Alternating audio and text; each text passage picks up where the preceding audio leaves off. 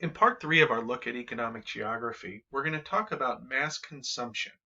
And mass consumption is the consumption beyond meeting your basic needs.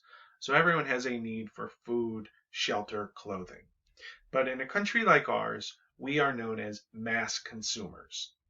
We consume for status, for identity. We consume for recreation and accumulation of goods. So we live in a mass consumption society. As a result, our economy reflects this type of behavior. Our demand for consumption is met by our production for consumers. And we will examine mass consumption through a number of examples. We're going to look at the social and physical transformation of our local cultural landscapes. But to start out, we're going to talk about the Walmart effect. Now, everybody's familiar with Walmart. It is the largest employer and the largest grocery store, largest department store in the United States.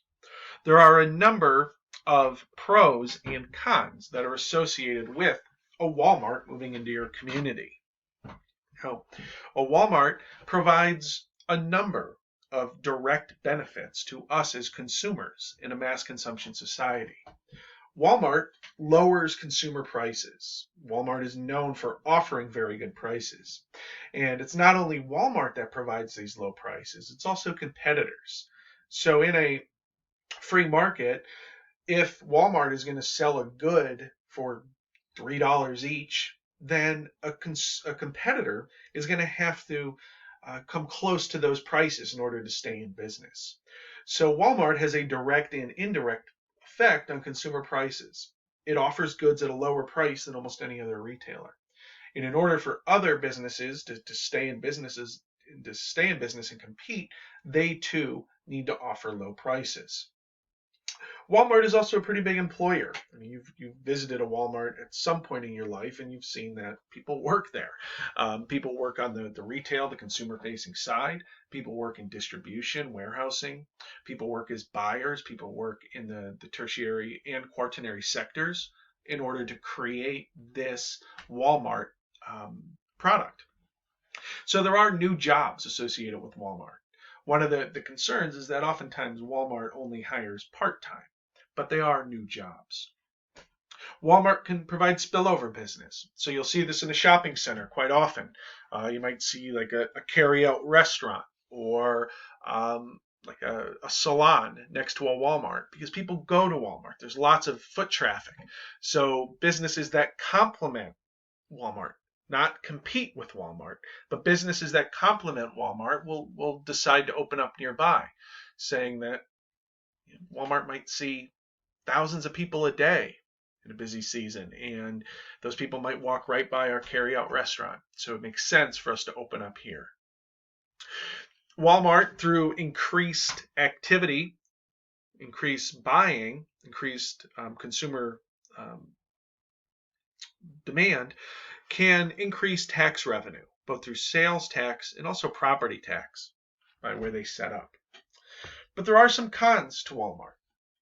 Again, we talked about competing with Walmart. If you're a business that competes with Walmart, it's very difficult to match their prices. Their economies of scale are tremendous. Their distribution channels and sourcing are tremendous.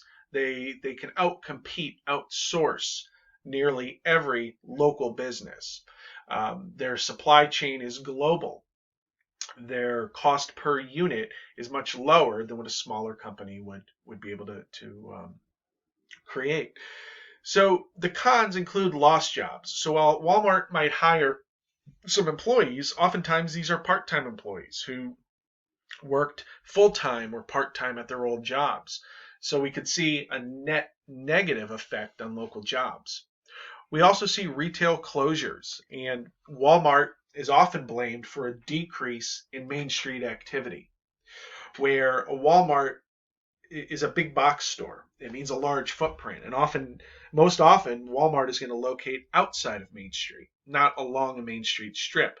So while that spillover business does exist where the Walmart is, oftentimes the Walmart is a bit of a vacuum, sucking businesses away from Main Street, sucking jobs away from Main Street. So we see this reorganization of space also associated with Walmart. And a lot of times there's increased municipal costs because, again, Walmart is not setting up on Main Street. You generally need a large parking lot, water, sewer, electric infrastructure, and Walmart's generally not going to pay for this. A local municipality will build this in order to attract a business like Walmart. So we need to ask ourselves, is Walmart good or bad? And the best answer, it's based on your position. If you are competing with Walmart, if you're a local hardware store, a local shoe store, a local grocery, it's probably going to be tough. But if you are a consumer, Walmart's generally a good thing, even if you don't shop there, because the Walmart effect lowers prices across the board. So for somebody like me, who I don't own a competing business, Walmart improves my consumer position. We see that many businesses that survived Walmart. So Walmart historically has been a physical presence, even though they're growing their online platform. Historically, some Main Street, some communities fought to keep Walmart out, and they were able to do so by changing zoning, not allowing businesses of that size to enter their community. A lot of them today are losing to a new effect, Amazon, which also promotes mass consumption.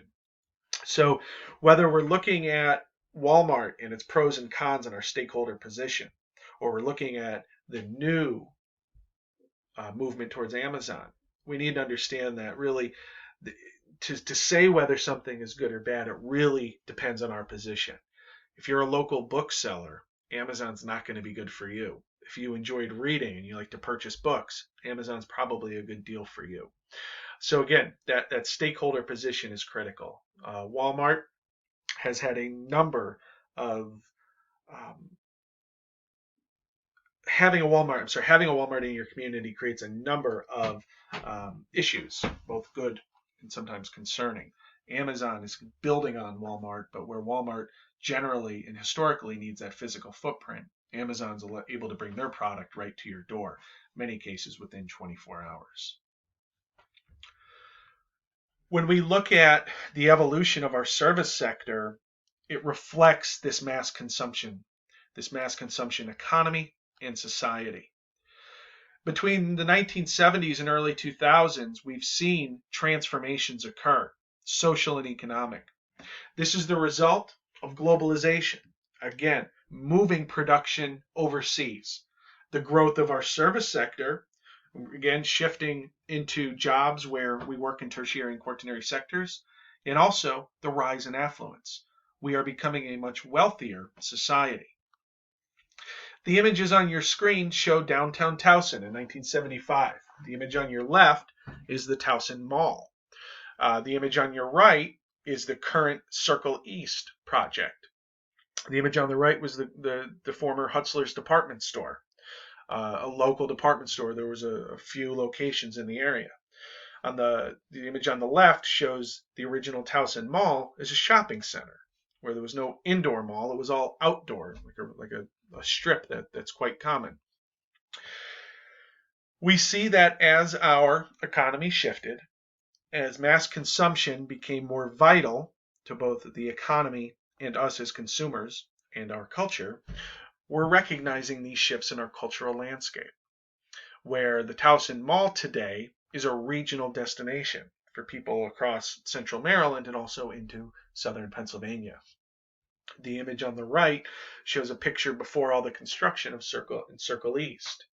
So we recognize again how our consumption changes our economy and changes our cultural landscape. When we look at the Amazon effect and mass consumption, again, we're looking at the service sector expansion. People, again, in mass consumption societies are buying beyond their needs.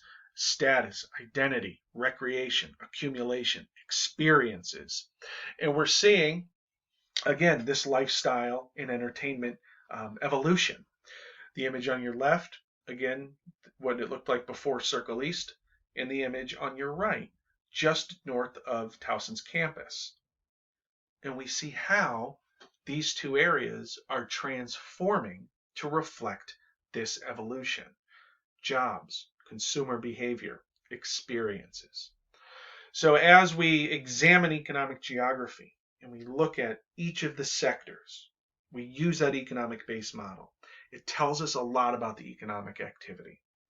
We need to step back and also recognize our role, our culture as mass consumers, and see how demand in a mass consumer society transforms our local economy and our local cultural landscape.